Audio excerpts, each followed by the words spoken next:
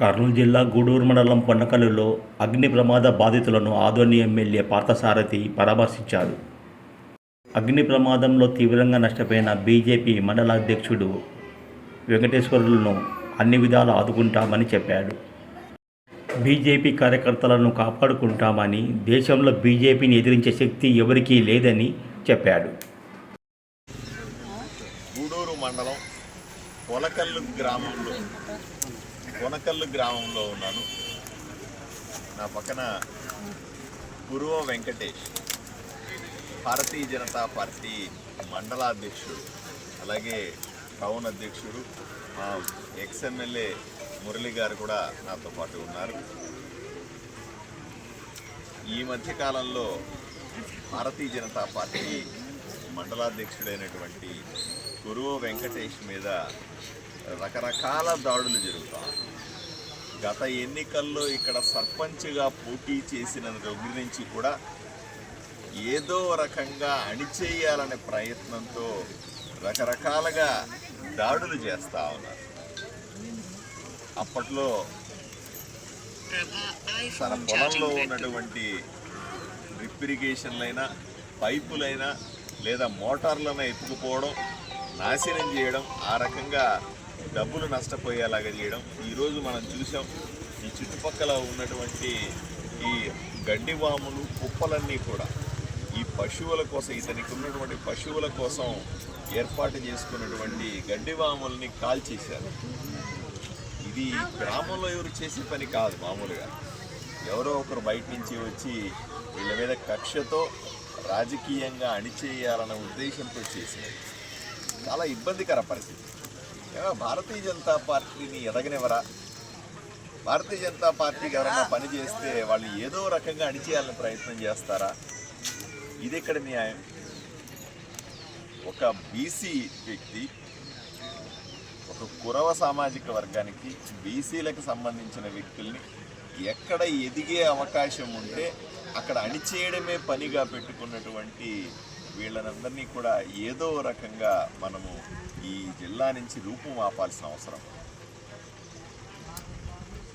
ఒక సామాన్యుడు, రైతు, ఒక బీసీ ఏదో కష్టపడి పొలం చేసుకుంటూ తను నమ్మిన సిద్ధాంతం కోసం, తను నమ్మిన పార్టీ కోసం అహర్నిశలో జై శ్రీరామ్ అని పనిచేస్తూ ఉన్నటువంటి ఈ గురువు వెంకటేష్ చేసిన తప్పు ఏంటి అని నేను సూటిగా ప్రశ్నిస్తూ ఉన్నాను. ఏమన్నా గొడవలు చేశాడా? ఏమన్నా రౌడీయా? గూండాగిరి చేశాడా? ఎవరన్నా కొట్టినాడా? ఎవరన్నా తిట్టినాడా?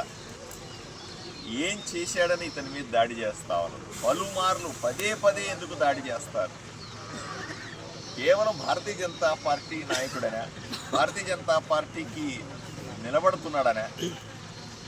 పార్టీ ఎదుగుదలకు కృషి చేస్తున్నాడనా?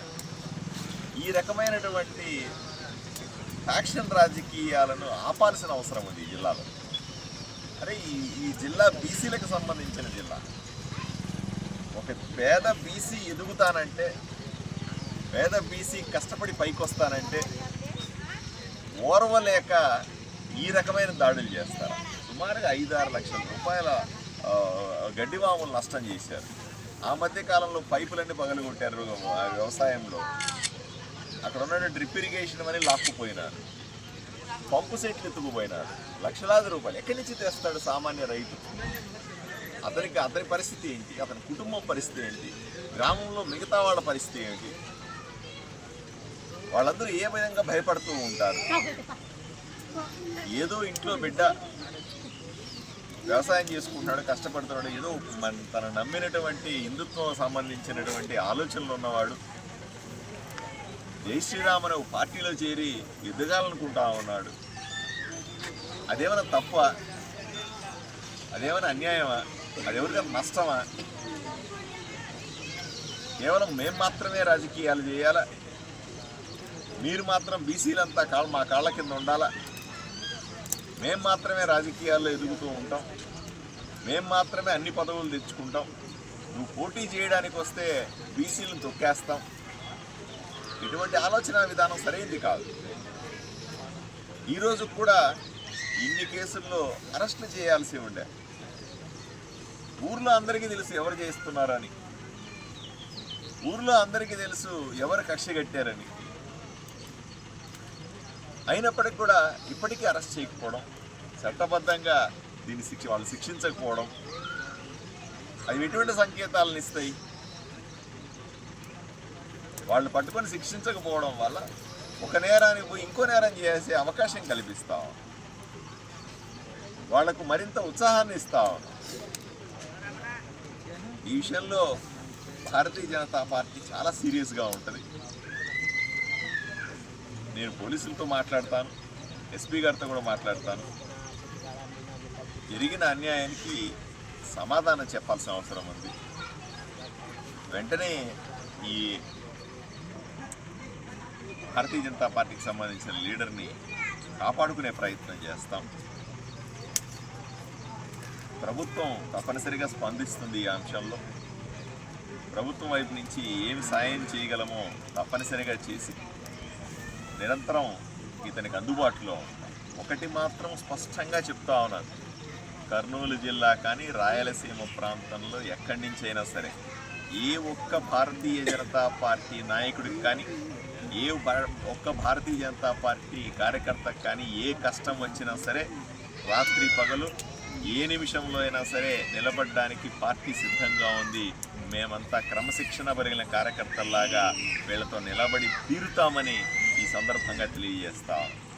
ఎవరైతే బీజేపీని ఎదగకూడదని, ఎవరైతే బీజేపీ కార్యకర్తలు ఉండకూడదని, ఎవరైతే బీజేపీ నాయకులు ఎదిగితే ఒప్పుకోమని, ఎవరైతే మీ పార్టీ కాదు మా పార్టీలే ఉండాలని ఎవడన్నా భావిస్తే అవి మూర్ఖత్వం. అలా ఎప్పటికీ జరగనేమో. భారతీయ జనతా పార్టీ అంచెలంచెలుగా ఎదుగుతూ ఉంటుంది. భారతీయ జనతా పార్టీకి అడ్డు చెప్పే శక్తి ఈ దేశంలో ఎవరికీ లేదన్న విషయాన్ని స్పష్టంగా చెప్తా ఉన్నాను.